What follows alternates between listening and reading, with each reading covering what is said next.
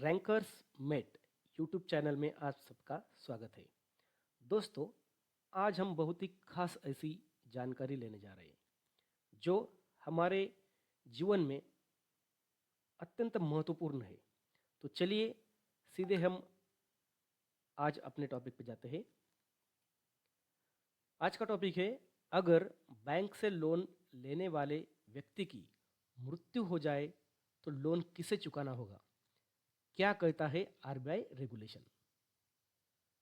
दोस्तों, हम में से कई लोग अपनी रोजमर्रा की जरूरतों को पूरी करने के लिए कर्ज ले रहे हैं। यह कर्ज विभिन्न प्रकार के होते हैं। आपको आपकी जरूरत के हिसाब से लोन मिल जाता है। जैसे यहाँ पे दिया हुआ है, home loan, car loan, personal loan या क्रेडिट कार्ड भी हम यूज़ करते हैं तो उस पर भी हमें लोन मिलता है। तो दोस्तों, नागरिकों को विभिन्न कारणों से बड़ी मात्रा में ऋण बैंक देते हैं।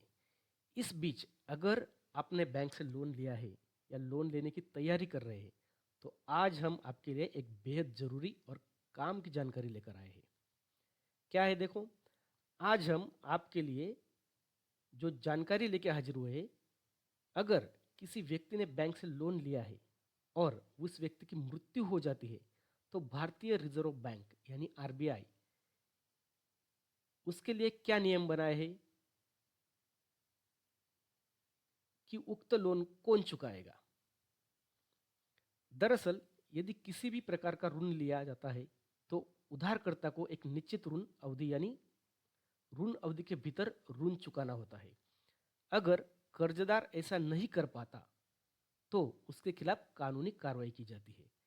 लेकिन अगर कर्जदार जीवित नहीं है तो बैंक के जरिए क्या फैसला लिया जाता है, यह बड़ा सवाल है।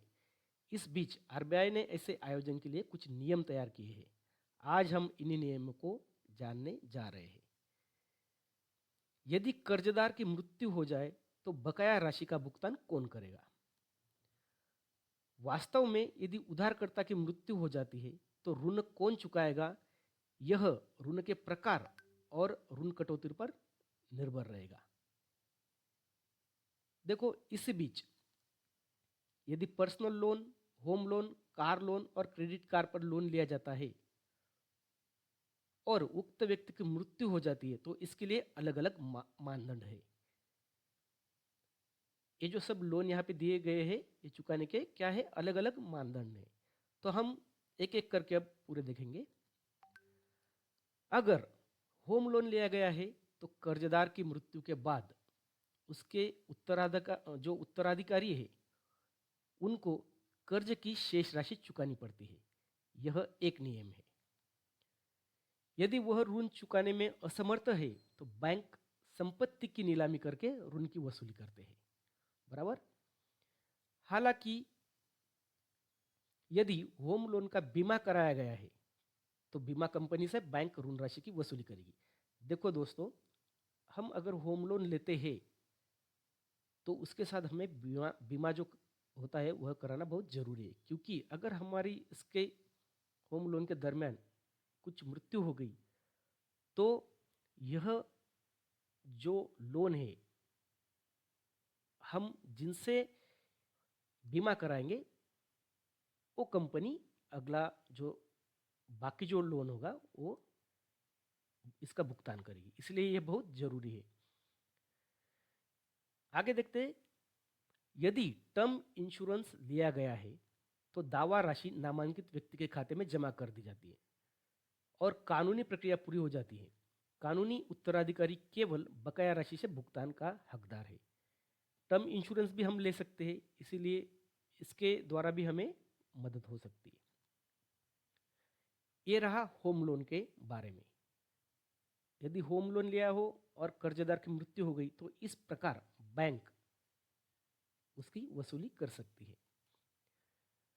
कार लोन, हम कार लेते समय बहुत सारे लोग लोन लेते हैं और अगर इसमें कर्जदाता की मृत्यु हो गई तो भुगतान कौन करेगा, तो इसके बारे में हम जानते हैं। कार लोन के मामले में बैंक परिवार के सदस्यों से संपर्क करते हैं। यदि उधारकर्ता का कानूनी उत्तराधिकारी कार रखना चाहता है और बकाया राशि चुकाने को तैयार है, तो वह कार रख सकता है और देय राशि वापस कर सकता है। ऐसा न करने पर बैंक वाहन को जब्त कर सकता है और बकाया राशि का भुगतान करने के लिए इसे बेच सकते हैं। तो पहले बैंक आपको कांटेक्ट करेगी अगर आप रखना चाहते हो, और अगली राशि आप भुगतान करना चाहते हो, यानी कि कर्जदार की मृत्यु के बाद तो परिवार अगर ये कर सकता है भुगतान, तो कार परिवार को रह जाएगी। लेकिन अगर ऐसा नहीं कर पाता है परिवार कोई भी, तो बैंक क्या करेगी, कार लेके उसे बेचकर उसके भुगतान कर सकती है। अब अगले जो दो लोन है, पर्सनल लोन और क्रेडिट कार्ड का, ये हम देखेंगे। इसके पहले हम आपको एक बता देते हैं कि रैंकर्स मेट जो है वो कई भिन्न शिक्षाओं में काम कर रही है।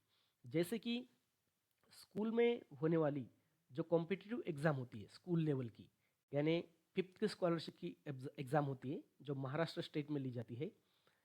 जवाहर नवोदय विद्यालय, जिसे हम JNVST के नाम से जानते हैं, उसमें 6 कक्षा में प्रवेश करने हेतु एग्ज़ाम होती है स्कूल लेवल पे।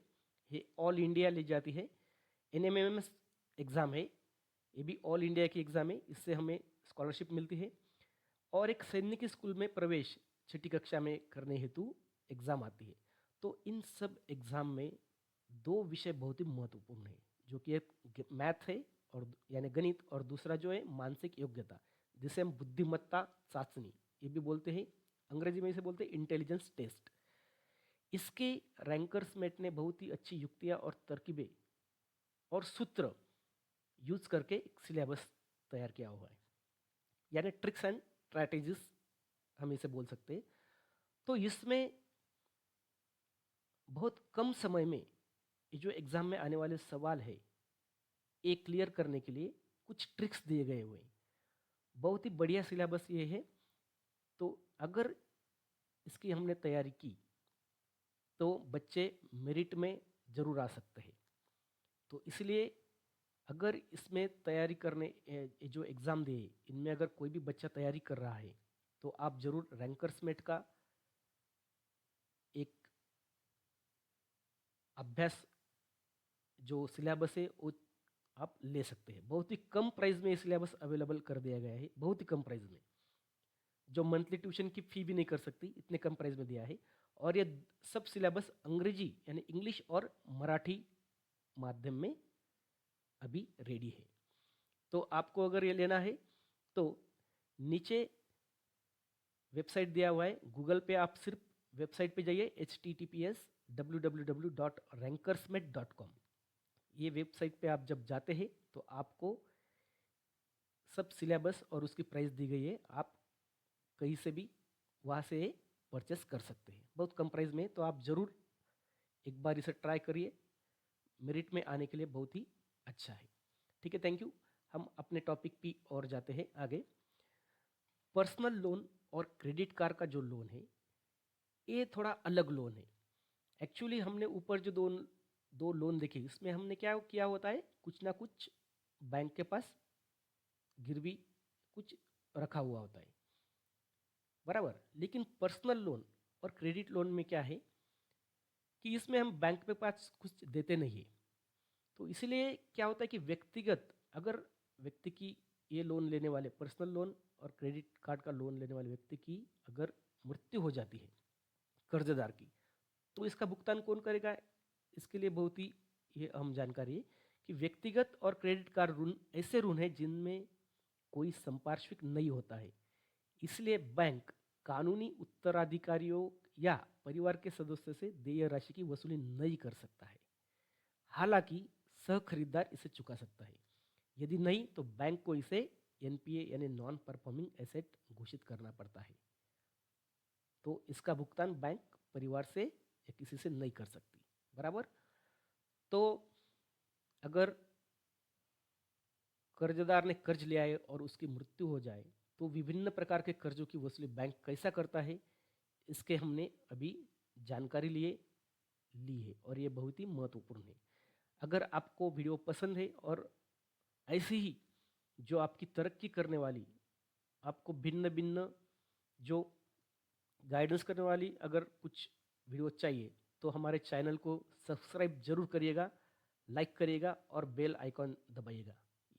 इसके करने से क्या होता है आपको मालूम है कि अगले आपको वीडियो जब भी हम लॉन्च करेंगे आपको खुद ब खुद आपकी लिस्ट में आ जाएंगे। इसलिए दोस्तों सब्सक्राइब जरूर करिएगा। Thank you.